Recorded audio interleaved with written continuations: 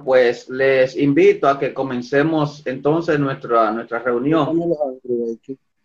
Yo voy a poner ahora todos los micrófonos en mute para que usted lo encienda solamente cuando necesite conversar. Así usted levanta la mano. Recuérdese que hay una aplicación ahí, una opción donde tú levantas la mano y pides la palabra. Y si no, pues en la cámara. Lo que resulta que en la cámara no lo tengo a todos, pero la otra modalidad es que usted enciende su micrófono y participa cuando lo necesite, teniendo en cuenta que cuando haya un compañero hablando o yo esté hablando, pues ya usted no habla, ¿verdad? Para que la comunicación sea fluida.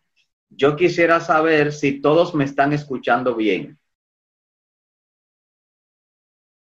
Perfecto. Muy bien. Le retroalimento. Quiero retroalimentarle ahora, retroalimentarle de lo que pasó la semana pasada. La semana pasada hicimos nuestro primer encuentro y en ese encuentro pues nos pusimos de acuerdo acerca de las estrategias que vamos a utilizar para la asignatura. A partir de ahí les orienté que ya la página estaba arriba, que todos ustedes ya estaban logueados y que la tarea primera estaba ya puesta y que esta tarea les describí cómo debían manejarla y cómo dar respuesta a ella. A los primeros 5 me parece que me enviaron sus trabajos, le di una retroalimentación inmediata a fin de que pudieran corregir lo que habían hecho. La tarea inicialmente tuvo un error porque estaba dividida en 2 partes. La corregimos y le mandamos por el grupo de WhatsApp la orientación pertinente para que rehicieran en esa dimensión. Todos rehicieron, hicieron su trabajo dentro de la norma, aunque algunos lo pueden ver en su retroalimentación. No he terminado de evaluarlo a todos, pero a una parte importante que ya le envié, le estoy enviando las observaciones de los errores cometidos y la puntuación, de modo tal que con la rúbrica que tienen ahí puedan comprobar el tema de la puntuación. A quienes ya le envié con las correcciones y la puntuación no tienen que devolvérmelo. Solamente a aquellas personas que le envío y le indico, corrige esto y devuelve la asignación.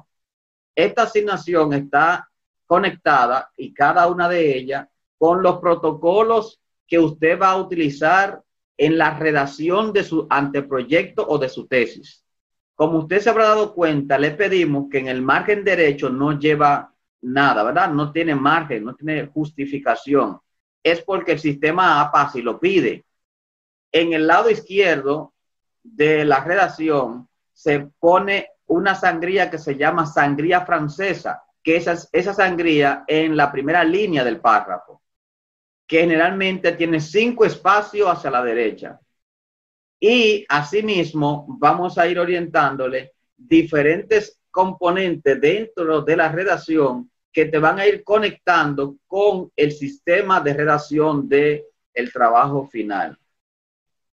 El otro elemento que hemos puesto énfasis es en lo referente a la coherencia y la gramática. ¿Por qué? Porque en el nivel de maestría, la tesis no puede tener ningún error idiomático, ¿verdad?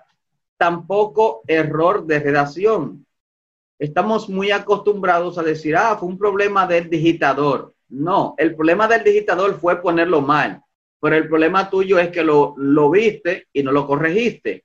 O no lo viste porque no te diste cuenta, o no lo viste porque no sabes cómo se corrige, cómo se hace la palabra. De todos modos, las orientaciones que estamos haciendo es para que usted pueda construir el andamiaje necesario para poder entender cómo debe hacer su trabajo final. Vi las preguntas que le quedan a algunos de ustedes, vi los análisis. Algunos cometieron un desliz. ¿Por qué? Porque hicieron cita traída de internet. Entonces, varios compañeros, tal vez sin proponérselo, tuvieron acceso a la misma fuente y citaron a Maquiavelo de la misma manera. Entonces, eso no es bueno. De hecho, le voy a dejar una clave. ¿Cómo los 40 y yo también 41 podemos citar la misma fuente de Maquiavelo? Sí, es posible. Lo que tenemos que hacer es dar nuestra opinión después de citar ese autor. Así tendríamos 41 opiniones diferentes sobre Maquiavelo. Eso hace que tu tesis o el párrafo citado no se vea como un copy-paste de alguien. ¿Te das cuenta? Entonces la clave es que tú cites al autor y debajo lo comente como investigador. Se está de acuerdo con el planteamiento o este planteamiento aporta a esta investigación tal o cual cosa. O sea, es la forma de redacción. Ya hablamos de la epistemología. Tú no dices lo que quieres, tú dices lo que la ciencia te permite decir. Aprovecho entonces ese ejemplo de Maquiavelo para dar una alerta. En inglés se llama warning. Una alerta a lo que voy a decir ahora. Ten mucho cuidado con citar personas sin mencionar la cita, sin hacer la referencia de donde sacaste esa información. Número uno. Número dos, ten mucho cuidado con utilizar autores que contradicen la esencia de lo que tú quieres comunicar. Maquiavelo no es un referente científico para los fines de hablar del tema de la neutralidad de la ciencia. Es un pensamiento maquiavélico, lo han oído, ¿verdad? ¿Por qué? Porque si usted lee las 48 leyes del poder que están pensadas en los pensamientos de Maquiavelo, ahí lo que habla es de arrancar cabeza. De que lo más importante es vencer, no importa cómo. Entonces, Maquiavelo no es un referente ni filosófico para la educación, ni tampoco para la ciencia. Entonces, cuidado con eso. Investiguen bien la fuente.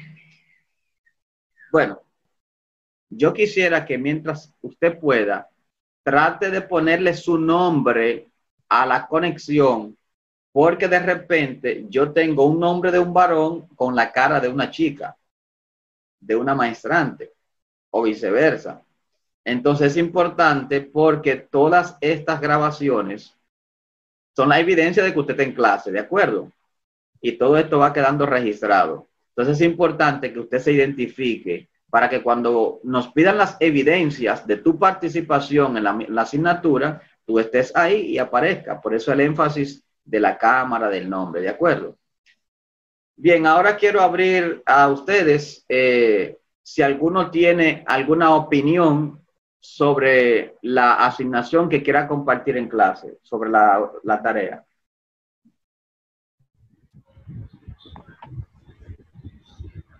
Adelante, Héctor.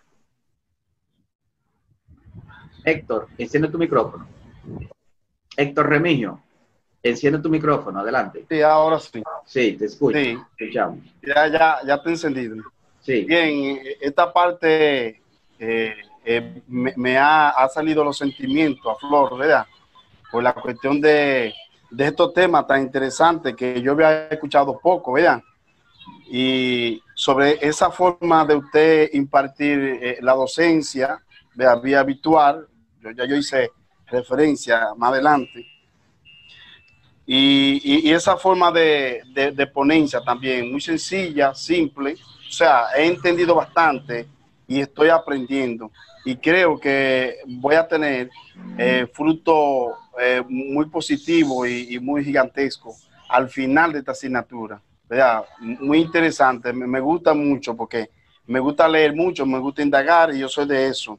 Esa parte importante de la neutralidad, ¿verdad? Esa parte me llamó la atención, lo neutral, esa parte yo no la sabía mucho, aprendí más, ¿verdad? Y eso me llamó mucho la atención. No sé qué dicen los demás compañeros, pero a mí me encanta, o sea, me siento bien con la docencia. Profesor, yo quiero decir algo. Sí, Oscar. Sí, profesor, a mí cuando vi el video, lo que más me impactó fue que pude ver que dice que la ciencia habla por sí sola. Es decir, que el científico que quien está investigando no puede venir a inventar, sino que la ciencia es la que habla y que, por ejemplo, también la ciencia siempre va a ahorrar, siempre va a arrojar nuevos conocimientos. Nunca es gracias. Sí, siempre va a arrojar nuevos conocimientos, es decir, que siempre va a haber algo nuevo en la ciencia y todo lo va a decir ella misma por sí sola, o sea, que el científico nada viene siendo un portavoz de lo que dice la ciencia. Eso fue a mí lo que más me impactó del video. Sí. Es muy importante ese enfoque porque nosotros somos profesores de educación física, tenemos 10 años que nos graduamos, que estamos trabajando 15, 20 años y estamos haciendo lo mismo desde que salimos de la universidad hasta este momento o en el área de deporte y estamos haciendo lo mismo sin investigar qué cosa nueva ha aportado la ciencia. Entonces tú sigues siendo el mismo, te vas quedando desactualizado y la ciencia avanzando. Entonces es importante que estemos al tanto. Por eso hay que participar en congresos, hay que participar en cursos, hay que estar en actualización permanente. La ciencia es permanentemente cambiante, está interactuando permanentemente con lo que acontece en la vida social y está aportando permanentemente nuevos conocimientos, nuevas formas e innovadoras de cómo hacer lo que siempre hacíamos de una sola manera. Ahora, sobre todo, se hace más marcado por el uso de la tecnología. De manera que eso es una gran verdad. ¿Algo más? Oscar. Bueno, Aneudi tiene la mano levantada. De mi parte, ya darle la oportunidad a otro compañero. No, profe, está bien. Era que no, cuando levanté la mano, era que no me quería dar acceso al audio, pero ya estoy activo, gracias. Sí, muy bien. ¿Algún otro aporte, Dani? Dani Amparo, dime. Sí, buen día para todos. Me gustó mucho la planificación didáctica donde usted la comentaba, que muchos maestros carecemos de esa parte, ¿usted comprende? Y en la forma como usted la va explicando, como usted la va desarrollando en el video, yo creo que es una forma para que cada maestro vaya aprendiendo y vaya sabiendo lo que tiene que hacer. Me afirmo en esta parte o me apego a esta parte, porque en realidad con eso es que trabajamos. Y lo demás de la neutralidad de la ciencia y las cosas, pues los más compañeros lo han dicho, usted comprende, pero a mí me gustó todo el video, también la exposición suya. Por lo que le voy a decir desde aquí que usted es una persona que para mí está preparado. Usted ve, siga así como usted va, su forma es muy excelente, es un excelente maestro y le voy a llamar como le llamé a Sara Alarcón, excelente maestro. Yo le puse a ella excelente maestra, ¿sabes? Porque me gusta la forma en cómo usted expone la clase, como usted la da. Muchas gracias. Bueno, gracias. Noel. Adelante, Noel. Primeramente, buen día para todos. Yo quería decir que nosotros como profesores que nos estamos preparando a otro nivel y debemos, cuando vamos a dar una información, debemos estar seguros de lo que vamos a decir.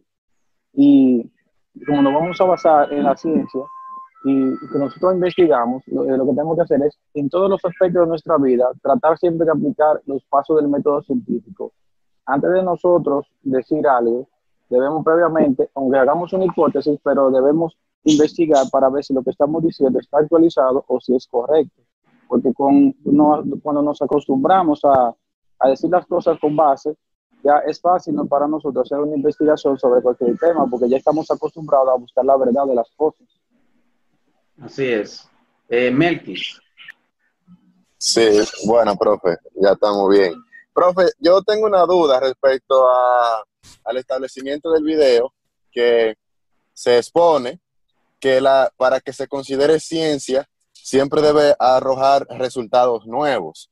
Y no sé, yo tengo como un sentimiento encontrado con eso, pues a veces cuando se reproduce una investigación, porque de eso se trata la ciencia, que te permita reproducir algo y contrastar el resultado, a veces da el mismo resultado, entonces no hay ningún conocimiento nuevo, a menos que tú expongas que sí, el resultado fue el mismo que hizo X sujeto.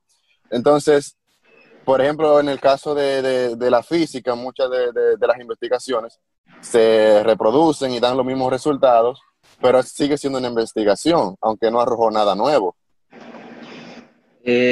Bueno, ese es un criterio que yo respeto, pero cuando Tomás Alva Edison, me imagino que ustedes saben de quién estoy hablando, Tomás Alva Edison, siendo una persona discapacitada, por eso lo sacaron del colegio cuando estaba en primaria, llegó a la universidad siendo educado por su propia madre, hasta el punto de que Tomás Alva Edison se graduó de la universidad y hoy día está en los Guinness Records porque es el investigador con más patentes, tiene 1080 patentes. ¿Qué significa eso? Una patente significa que el investigador creó algo que transformó la vida de los seres humanos. En el caso de Tomás Alva Edison, tiene 1080 investigaciones tipo patente, pero la más divulgada por su impacto en la vida nacional es la creación de la bombilla, el descubrimiento de la bombilla eléctrica. Entonces, Tomás Alva Edison en una ocasión estaba en una rueda de prensa y en ese momento una periodista le preguntó que por qué él seguía insistiendo en querer descubrir la bombilla eléctrica con 3.000 intentos fallidos, porque por qué él no desistía de eso. A lo que él respondió, bueno, a diferencia de muchos investigadores, yo conozco 3.000 maneras de la cual no se hace la bombilla eléctrica. ¿Se entiende? Aun cuando la hipótesis sea nula o la hipótesis planteada se rechace, siempre la investigación deja un aporte teórico. Porque para tú llegar a esa conclusión debiste teorizar primero. De hecho, el método científico tiene 3 partes. La primera parte es una problematización. Ya veremos, hablaremos un poco más de eso más adelante. Una problematización, es decir, si no hay problema científico, no hay investigación. Segundo, tiene una teorización. Es decir, que de ese problema hay que saber qué se ha investigado, qué hay, y si no hay nada, cómo abordarlo para que haya, teóricamente hablando. Y en tercer lugar, tiene una comprobación, porque tú usas métodos y procedimientos de búsqueda de información que van a aportar la comprobación de que lo que tú hiciste es posible verlo otra vez en un ambiente parecido en cualquier lugar. De manera que con la problematización, la teorización y la comprobación, si eso está en nuestra tesis, podemos decir que realmente estamos usando el método científico. Si falta uno de ellos o no está claro, significa que hay problema en el uso del método científico. Al final de todo, la ciencia siempre va a buscar el aporte de nuevo conocimiento. Cuando tú haces un marco teórico, ese marco teórico, Merkis, no solamente contiene, si se apaga nos conectamos ahora porque ya veo que me está dando el tiempo. Si ese capítulo 2 de la conceptualización en tu investigación no es solamente la sistematización de todo lo que han dicho los otros que han investigado sobre el tema o los libros que haya sobre ese tema. No es solamente esa la sistematización. La sistematización es también el aporte tuyo de cada cita, como decía el caso de Maquiavelo ahorita. Es decir, no solamente plantea lo que tú dices de lo que has encontrado, sino también dice de lo que tú hablas acerca de esas citas. Por eso es obligatorio que debajo de cada cita que tú haces ponga tu opinión. Y eso es el aporte teórico tuyo a la ciencia. Es el aporte teórico de tu investigación a el desarrollo científico de ese tema. Por lo tanto, siempre hay aporte teórico. Siempre hay aporte teórico. No hay forma de que haya una investigación y que no tenga aporte teórico. ¿De acuerdo? Algo más. Levantó la mano, me parece que... bueno, Ángel Rodríguez. Sí, buenos días. Profe, luego de ver el video y de citar algunos autores, se puede decir que la ciencia es muy cierta, tal como lo dice el video, que no, ¿cómo decir? No es tan de hecho lo que dice un científico, sino un científico sí debe hacer lo que le diga la ciencia. Y es tan así que cuando decimos, por ejemplo, de manera empírica, este ejercicio hace daño, este estiramiento, por ejemplo, que yo estoy haciendo aquí, hace daño. No podemos darlo por cierto hasta que eso se lleva a un método de investigación. Y lamentablemente, si hacemos un estudio con 100 personas y de 100 personas, 80 no le hizo ningún daño. Después de nosotros decir que sí, que hace un daño, lamentablemente tenemos que decir ante la ciencia, nos equivocamos. Hay unos numeritos que dicen que no. Esa es la idea. No confundamos la neutralidad de la ciencia con la relatividad de la ciencia. ¿Me están siguiendo? O sea, no confundamos la relatividad de la ciencia con la neutralidad y también con la imparcialidad de la ciencia. Son tres cosas distintas. Cuando hablamos de imparcialidad, estamos diciendo que la ciencia es ciencia y no está amarrada a ningún otro interés para hacer sus aportes. Quien se amarra es el investigador, no la ciencia. Quien pone su competencia, su capacidad en manos de intereses malsanos es el investigador, no la ciencia. La ciencia siempre será neutral, porque es ciencia per se. Por ejemplo, Albert Einstein creó una fórmula que es la fórmula MC2 al cuadrado. Es decir, la masa, lo que significa que sobre esa base se permitió crear la bomba atómica. Pero nunca Albert Einstein pasó por su mente crear bomba atómica. Eso lo hicieron posteriormente científicos que vendieron sus conocimientos y entonces mal usaron esa ciencia. ¿De acuerdo? Para que nadie vaya a tirar a Albert Einstein como el creador de la bomba atómica. No, no, él creó una fórmula a partir de la cual se descubrió la fuerza atómica y ese descubrimiento, lejos de utilizarlo para fines proactivos, fue usado para fines negativos y entonces ahí terminamos con una bomba atómica que en Nagasaki y Hiroshima hizo grandes estragos en una prueba piloto que se hizo. Ahora, cuando hablamos de la ciencia relativa o la relatividad de la ciencia, lo que estamos diciendo es que lo que hoy es una verdad científica, mañana puede no serlo, porque la ciencia va cambiando. Lo que en un momento fue la panacea, mañana será algo ya obsoleto, inutilizado. Así pues, la ciencia está en constante cambio y está negándose a sí misma, aunque al mismo tiempo está confirmándose a sí misma. ¿Se entiende? Guillermina, ¿me está copiando bien?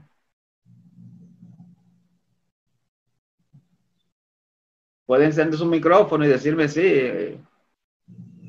Profe, si ve que tengo la cabeza, si ve que tengo un poco la cabeza bajada, que estoy escribiendo, tomando notas. No se preocupe, que aquí mientras usted esté de frente a la cámara no hay problema. Profe, por favor. Valeria, Sí. Sí, miren una cosa, escúcheme, Valeria, antes de darte la palabra. Yo le decía que activen la manita azul que está ahí, porque yo me estoy guiando. Por ejemplo, Edwin levantó la mano, José Alberto, entonces yo le voy dando en ese orden, y si usted lo ve, porque no todos están en mi radio de pantalla, pero desde que usted levanta la mano sí lo veo, la manita azul, ¿de acuerdo? Adelante, Valeria. Profe, yo he hecho así con el dedito, lo he enviado y usted no lo ve. No, mira, Valeria, es la manita azul que está ahí en si está en el celular. Sí, el celular. Ajá, tú le das en tu celular, donde está el chat, ahí hay una opción que dice levantar la mano. Entonces tú le das y se me pone una manita azul. Adelante. Ok, sí, muy bien. Yo le iba a preguntar, bueno, voy a preguntarle ya, aunque usted lo respondió, entonces, que la ciencia en verdad puede ser neutral e imparcial, que eso va a depender de quién sea el que haga la ciencia, dependiendo el autor, el que experimente, por ejemplo, es que va a decir si hizo la ciencia imparcial o la neutral. Aunque usted acaba de decir que la ciencia siempre va a ser neutral o es neutral, pero entonces cuando hablamos de imparcialidad viene siendo como la personalidad de ese científico, o sea, la moral, hablamos de moral más bien con la imparcialidad. O sea, que entonces, profe, el científico imparcial no cambia el resultado, entonces el neutral sí lo cambiaría. No, Valeria, lo que estamos diciendo es que indistintamente de lo que haga el investigador, la ciencia existe, con la característica de neutralidad, de imparcialidad, ¿verdad? Existe la ciencia como tal. Eso me remite a preguntarte, por ejemplo, no me responda, yo te voy es una pregunta cuya respuesta te la voy a dar. ¿La política es mala? No. Los malos son los políticos que mal utilizan la política, ¿de acuerdo? Pero la política no es mala, y si no vayamos a Aristóteles nos vamos a dar cuenta que todos somos políticos, nadie es apolítico en el concepto primario de la política como ciencia. Entonces, no es mala, para nada, es el uso que le damos. Por ejemplo, la ciencia, y así lo dice el video, hablamos de eso, la ciencia te plantea que hay laboratorios donde tú puedes buscar antídotos para virus, pero hay científicos que lo que hacen es que inventan el virus para que nos afecte. Entonces, sigue siendo ciencia, pero el investigador la está mal usando, el científico la está mal usando. Entonces, la ciencia como tal tiene esas características, es neutral, es imparcial y es relativa. Quien es parcial y quien tiene intereses marcados es el investigador. Entonces, usa la ciencia para sus fines. ¿De acuerdo? O sea, es bueno mantener esa diferenciación. Miren, en un minuto se nos va a caer la señal y nos vamos a conectar de nuevo. Yo prefiero salir ahora y que nos conectemos inmediatamente y que nadie se quede. Entonces continuamos porque tengo a Edwin, Guillermina, Melquis y Ángel pidiendo la palabra, y en este segundo momento voy a explicar entonces en qué consiste la asignación de esta semana. ¿De acuerdo? Le voy a enviar estas grabaciones para que usted pueda retroalimentarse. Recordar, la educación física es un proceso pedagógico que se realiza en las escuelas encaminado al desarrollo multifactorial o multilateral del individuo, al aumento de su capacidad de trabajo, al aumento de su rendimiento físico, al desarrollo de sus capacidades volitivas y morales, al desarrollo de las capacidades físicas, de las habilidades motrices básicas y motrices complejas, para hacer al individuo apto en el pensar, en el hacer y en el actuar, de modo que sea útil a la sociedad. Ese es el concepto de educación física, no hay otro. Adelante, Josué. Muy bien, maestro. Era con respecto al video que usted dejó, que quizás por eso algunos de nosotros teníamos alguna duda con respecto a la educación física, si era una ciencia. Porque usted habló de las ciencias sociales, Claro. cuando habló de los tipos de ciencias, y dentro de ellas están las ciencias de la educación y las ciencias pedagógicas. Sí. Entonces, quizás por eso nosotros también entendíamos que dentro de la ciencia pedagógica y ciencia de la educación estaban las ciencias de la educación física, desglosadas también. Pero gracias por aclarar esa duda. Sí, te entiendo, porque precisamente por eso le hice la pregunta, para provocar el análisis, porque es muy fácil caer en esa conclusión. En virtud de que la educación, como concepto, como ciencia, es el proceso de formación del individuo como ser social. De ahí que la educación comporta un encargo social. Tal como es la sociedad, así va a ser la educación. Y como sea la educación, así va a ser la sociedad. De manera que esa dinámica va a ser dialéctica, esa interacción entre uno y otro. La educación física va a ser igual. Por eso la educación física, además de inscribirse dentro de las ciencias sociales, dentro de la ciencia de la educación, por cuanto es un proceso pedagógico, también se inscribe dentro de la cultura física. Lo único que para que la educación física aporta a la cultura física, pero no determina la cultura física. Es la cultura física la que determina la educación física. Es decir, un país donde no hay cultura física, como es el nuestro, la educación física siempre va a ser terciaria, va a ser de baja valoración. Pero un país donde tiene una cultura física amplia, desarrollada, es un país que también tiene una valoración y un desarrollo en la educación física, porque no se concibe la educación física fuera de una cultura física. ¿Se entiende? Es decir, entonces que la educación física aporta a la cultura física. Desde la educación física podemos llegar a la cultura física, pero no podemos tener cultura física sin tener una buena educación física. Son dos componentes, dos fenómenos que se complementan uno y otro. Bueno, alguien más levantó la mano, Ángel Rodríguez. Sí, disculpe, profe, lo que pasa es que me cambié la computadora y no encuentro aquí la manita para pedir la palabra. De acuerdo. Pero yo solo quiero hacer un aporte de un comentario que hizo un profesor, compañero mío, sobre la ciencia. Él dice que desde un punto de vista de cómo se estudia, sí es neutro, porque la ciencia es objetiva y apela a hechos, no a las suposiciones de los investigadores. Claro. Sí, eso es correcto, así es. ¿Es cuánto? Muy bien, así es. Bueno, pues entonces pasemos a la otra etapa, ¿le parece? Si hay algo más que decir. Bueno, Farlin. Sí, buenos días, maestro. Siguiendo el ángulo de lo que es la educación física es una ciencia que pertenece a la ciencia de la educación. El hecho de que aparezca como educación física ya te está diciendo que es un componente educativo, pero que para lograr sus fines se fundamenta en lo físico, en las actividades físicas. Y de ahí que va a utilizar como medios tanto el deporte, la recreación, la psicomotricidad y los juegos. Serían, junto con la gimnasia, los medios a través de los cuales la educación física pretende lograr sus objetivos. Como componente, ¿sí? Y que también que no es una ciencia más bien, sino que pertenece a la ciencia pedagógica. Como decíamos, sí, es un proceso pedagógico, como es un proceso pedagógico, pero dentro de la sumatoria de las ciencias pedagógicas no aparece la educación física, no entra la educación física, porque no está concebida dentro de ella.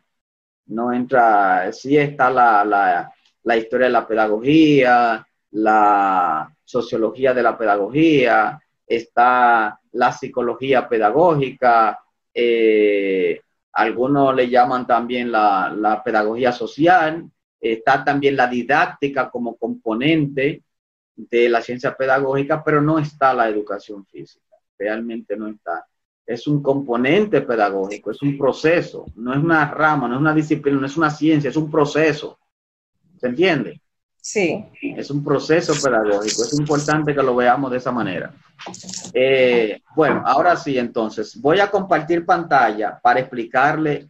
Henry, cuéntame. Henry Anderson habla, profe.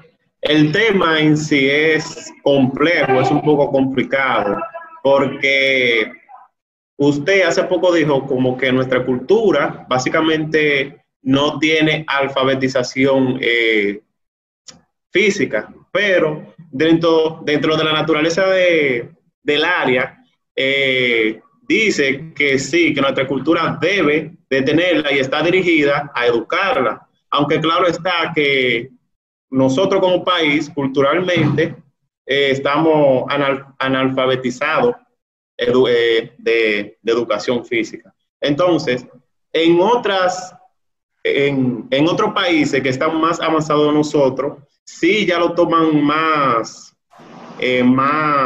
¿cómo le digo?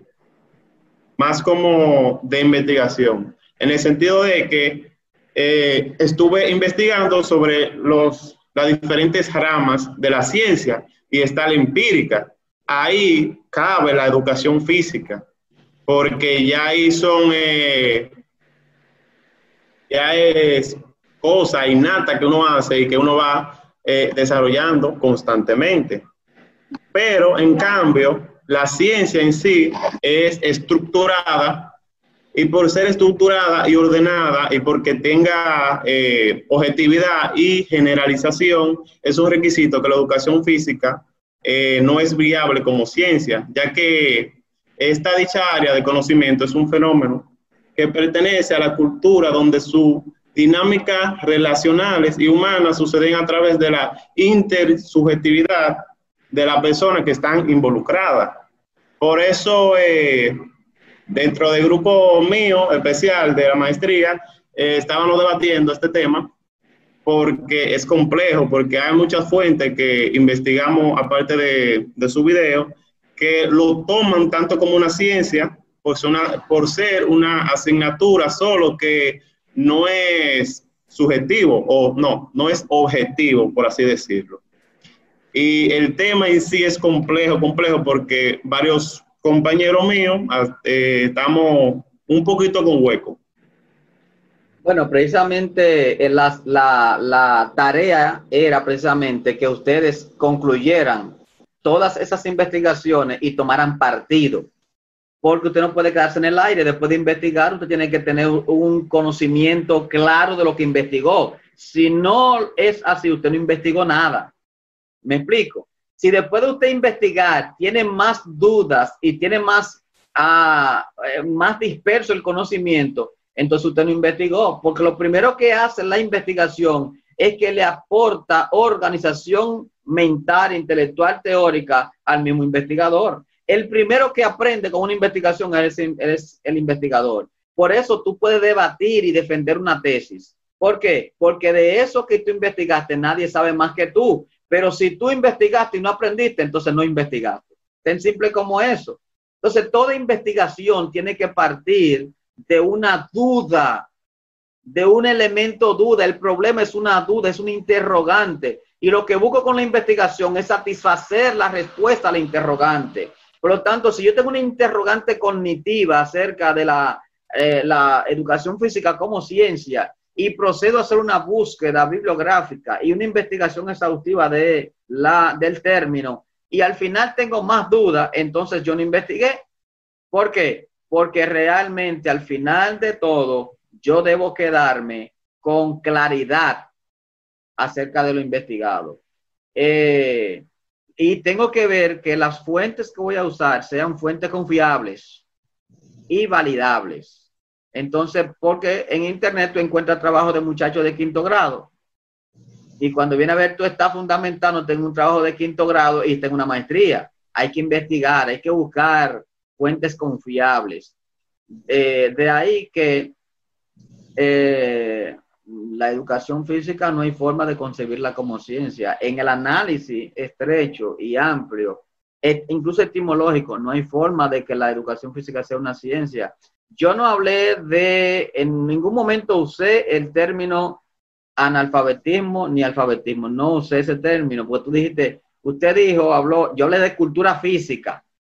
Y de hecho, para el caso de Estados Unidos, donde su currículum no es por competencia como el nuestro, sino por estándar, uno de los 5 tipos de planificación, en Estados Unidos, el estándar al que se aspira dentro de lo que es educación física es la erradicación del analfabetismo físico. O sea, lo que pretende Estados Unidos con su currículum es eliminar el analfabetismo físico de los ciudadanos.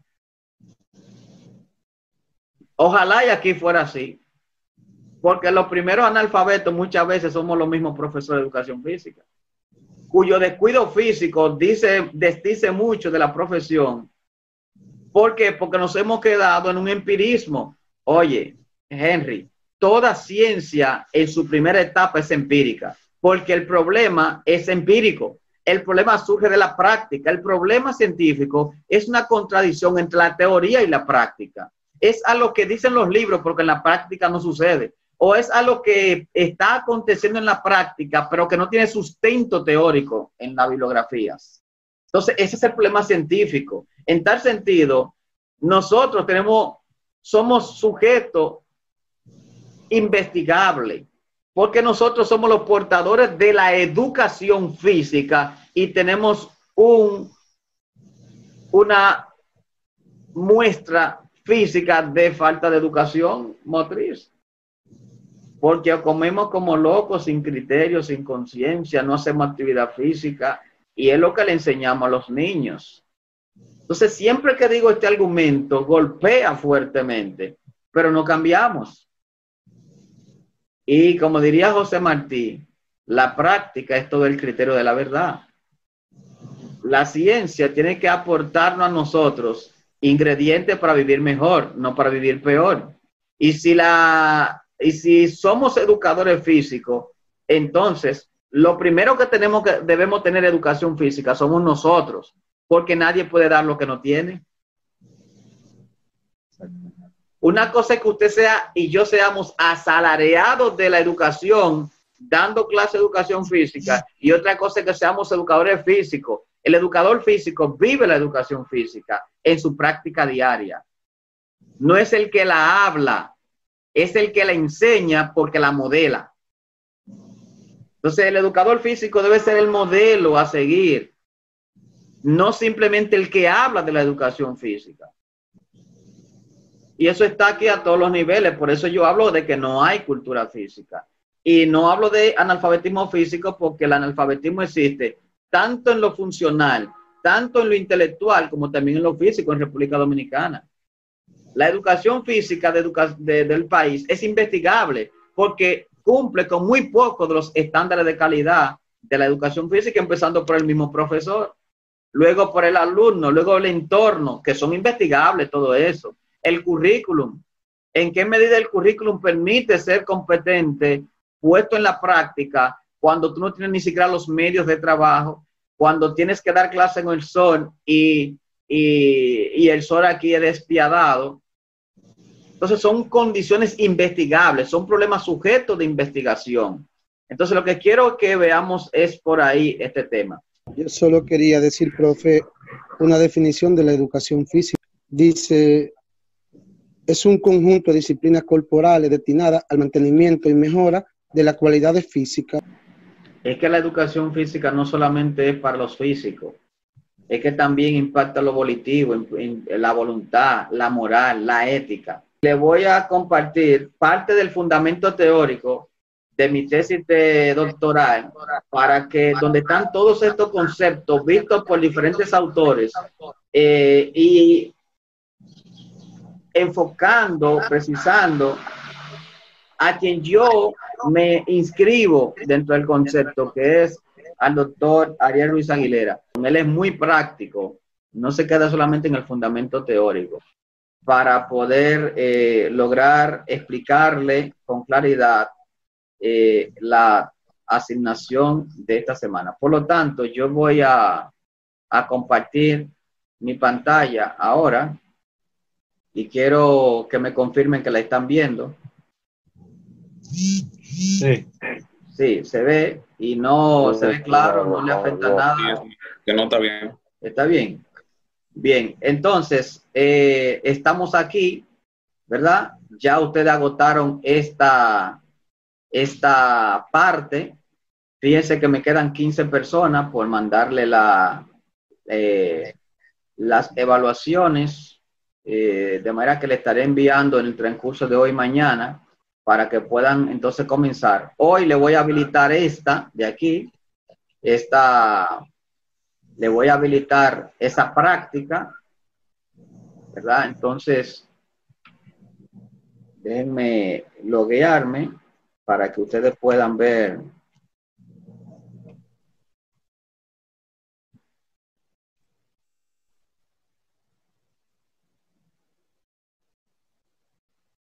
Fíjense que ahí está la segunda parte de lo que ustedes van a trabajar esta semana.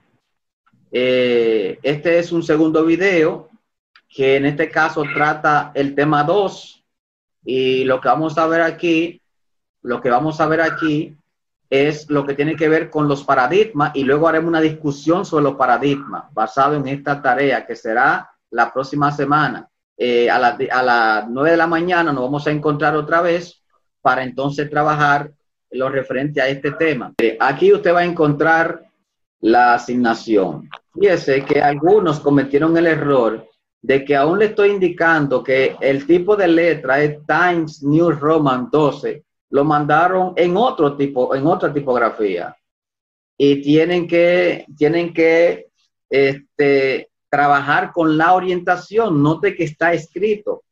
Y la idea de ponerlo aquí escrito es precisamente para que usted pueda guiarse y no tener dificultad.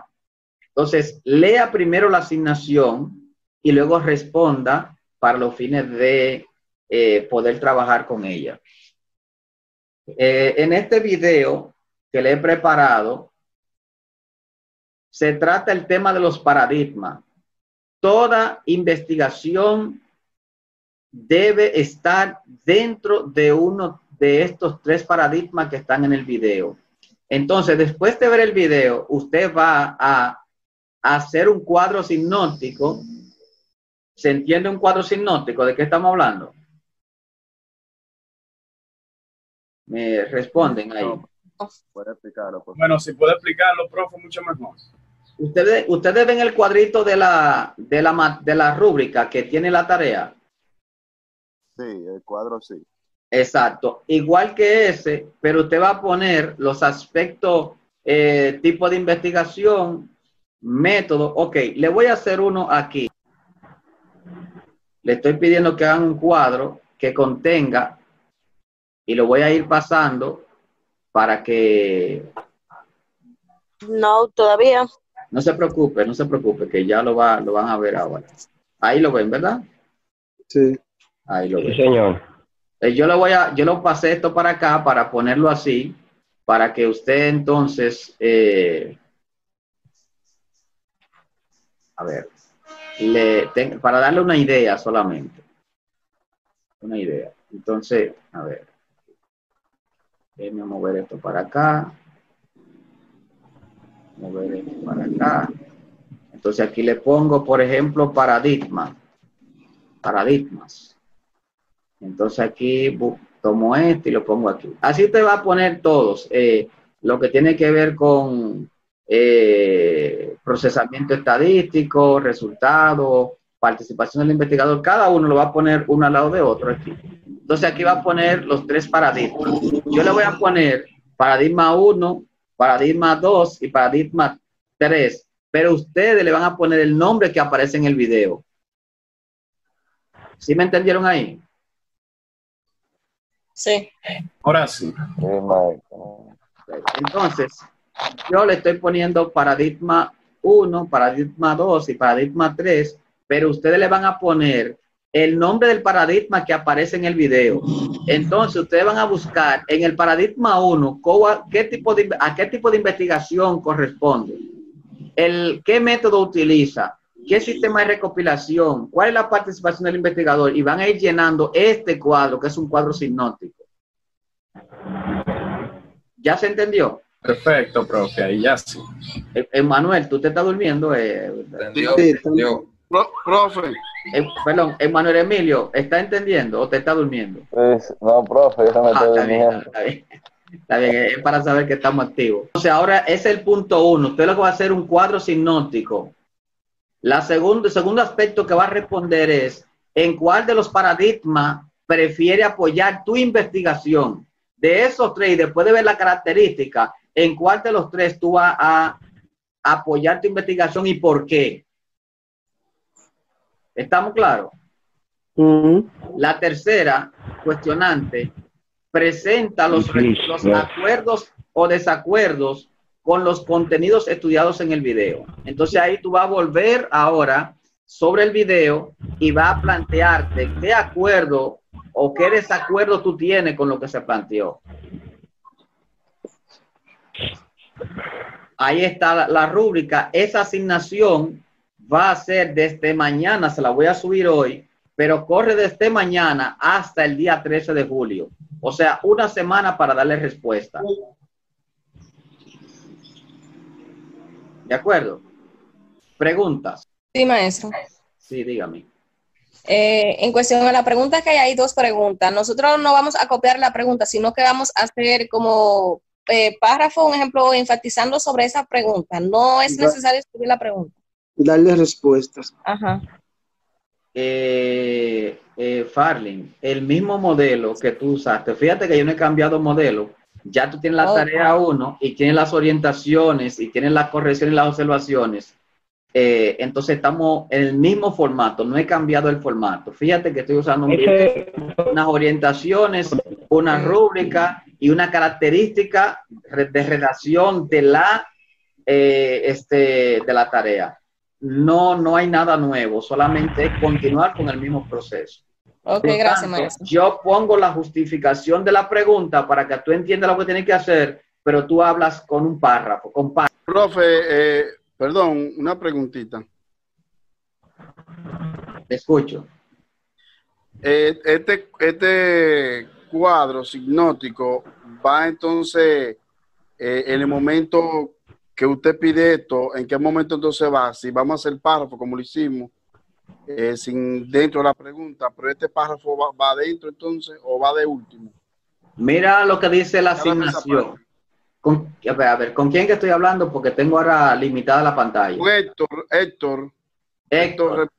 Es importantísimo siempre remitirse al texto de lo que se pide en la tarea. Aquí dice asignación. Haz un informe de 2 páginas que contenga lo siguiente. Fíjate que el otro era de 1 página. Ahora aquí hay 2 porque el cuadro sinóptico solamente te va a tomar 1 página.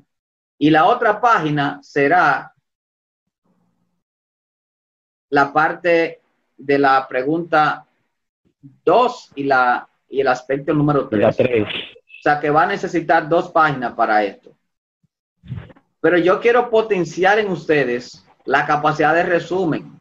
En esta versión sí te estoy pidiendo un cuadro sinóptico. Y verifiquen bien cuando antes de enviarlo, si cumple con la rúbrica. Porque la rúbrica es la guía de resumen de lo que te están pidiendo. De hecho, le estoy induciendo la rúbrica porque todos ustedes, para su clase de educación física, de cada temática, de cada mes, deberían tener una rúbrica que se la den a los alumnos para que ellos sepan qué es lo que se espera de ellos y cómo es que se le va a dar la puntuación y la evaluación de forma concreta y consciente. ¿De acuerdo? Alguien levantó la mano, a ver. José Rafael. Sí. Bien, que ya yo tenía eso en mente, ya trabajar con las rúbricas en nuestra práctica, pero quería hablar de otro tema que se quedó en el tema anterior, en cuanto a la investigación. Sí. Que usted se refería como que cuando la investigación no arroja luz, o sea, no aporta, no aclara nuestro tema de investigación, como que no se investigó. y puede traer confusión. No, esto, José Rafael, no te estoy entendiendo. Van a bien la idea porque no entendí. Vea que muchas veces investigamos y creemos que ya por haber hecho el trabajo de investigación, o sea, se realizó, se alcanzó el objetivo de la misma. Muchas veces investigamos y no acudimos a las fuentes científicas correctas y digamos que de cierta forma perdemos el tiempo. No nos apoyamos en una fuente científica a pesar de que hacemos el trabajo de investigación, pero sin que nos arroje luz al tema que estamos investigando. Bueno, eso lo vamos a ver más adelante. Vamos a ver más adelante el marco teórico y entonces eso nos va a ayudar un poco a poder tener un poco en claro esos aspectos. ¿De acuerdo? A ver, yo próximamente voy a subir en mi canal de YouTube un video, posiblemente esta semana, acerca de las rúbricas, su importancia, su estructuración y su estrategia para que pueda servir de apoyo, pero obviamente simplemente para consumo de su labor profesional. Nosotros vamos a seguir en la asignatura centrado en el tema de la investigación científica para elaborar ese diseño con el que nos vamos a graduar en la asignatura. ¿Algo más? ¿Alguna pregunta? Dime, Jeffrey. Enciende el micrófono. Ya. Maestro, yo quiero que me explique el sistema de evaluación de la nota, cómo es que usted la pone y si me puede facilitar la información de cómo se llama su canal para yo suscribirme. Yo se lo voy a enviar por el grupo de WhatsApp, ¿está bien? El canal.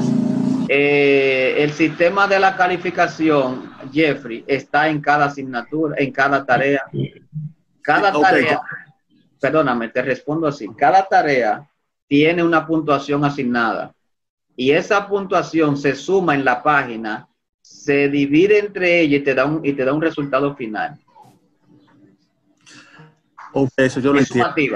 Es sumativa. Sí, yo lo entiendo eso. Como calificaciones, sale un cuadro que indica lo que usted va poniendo. Pero lo que quiero saber es cómo es que dónde es que está en sí la nota que usted le pone a uno. Porque yo vi el cuadro y yo en realidad no lo entiendo. Tú dices que no lo encuentra en la página. Para yo ver. lo encuentro, pero no entiendo. Es cómo es, dónde es que está la nota que uno saca. Pero ayúdame a entenderte. O sea, tú no la encuentras en la página. Yo lo encuentro, pero no entiendo el cuadro. ¿Cómo es? No lo entiendo. No, es que, bueno, déjame, es que yo no, ahora el que no entiendo soy yo tu pregunta. Voy a tratar. Él no entiende el formato, profe, quizás. El formato es. ¿Cómo el formato? El cuadro. Pero, ¿formato mío o de la página? ¿Cómo es? Entre, para que usted vea. Déjame cambiar de usuario, entrar como estudiante. ¿Se ve el cuadro o tengo que cambiar? No se ve. No se ve. No se ve. Déjame cambiar entonces, déjame ahora compartir. Déjame compartir aquí y me dicen ahí si se ve. ¿Se ve? Sí. Ahora se ve. Sí, eso mismo. ¿A eso te refieres? Sí, se ve. Sí, a eso que yo me refiero. Entonces, mira, aquí tú tienes la primera asignación. Cada vez que yo ponga una asignación te va a aparecer ahí, ¿de acuerdo? Sí. Esa es la primera. Ahí te va a aparecer, aquí de este lado aparece cuántos puntos tú sacaste y aquí cuánto vale la tarea. Sí. Eso cuando yo le ponga ahí, aquí te va a aparecer observaciones, si yo te la pongo. Y aquí al final te va a aparecer cuánto tú vas acumulando. Entonces, cuando tú hagas la segunda asignación, te va a aparecer lo mismo. Y aquí al final se te va sumando toda la calificación. Mira, al final tú ves que aquí hay 2 para 20 puntos. Entonces, cuando tú le das un clic ahí arriba, voy a la primera. Mira lo que pasa. En la primera te va a mandar a la tarea que tú hiciste, ¿lo ves? Para que tú confirmes los puntos, cómo estaban distribuidos y el valor de la tarea. ¿Esa era la pregunta? Sí. Bueno, pues ya la tienes respondida entonces. Gracias. Ok. Entonces, salgo de aquí y vuelvo otra vez y volvemos a vernos la cara. Ok. Bueno, pues entonces yo creo que estamos suficientemente edificados. Creo que hemos sacado miel del panal en la mañana de hoy. Lo que resta es seguir trabajando. Cada una de estas acciones que vamos haciendo nos va a ir aportando para el trabajo final. Así que trate siempre de hacerla consciente, no simplemente por salir del paso y llenar la asignación. En este momento, con una palabra, ¿cómo usted se siente ahora? Solo con una palabra, no discurso, con una palabra. Encienda su micrófono y dígame con una palabra cómo usted se siente ahora. Pues Oscar Almonte aquí. ¿Perdón? Yo quiero decir la palabra. Ya di la palabra, di la palabra. Me siento satisfecho. Ok, con una palabra, ¿quién más? Parling. Yo me siento edificado. Ok, una palabra, ¿quién más? Parling, excelente. Una palabra, siga. Motivado. Una palabra. Motivado. Motivado. Motivado. Sí. Una palabra. Empoderado, Saúl Ventura. Bien, una palabra, siga. Excelente, profe. Una palabra, siga. Crítico. Beneficiado. Excelente, profe. Excelente, profesor. Siga. Yo escribí Rafael, edificado, Muy bien, una palabra, siga. instruido, Muy bien, Motivado. muy bien. Activo siempre. Activado. Ariadne, ¿cómo te sientes con una palabra? Excelente. Birimalin, ¿cómo te sientes con una palabra?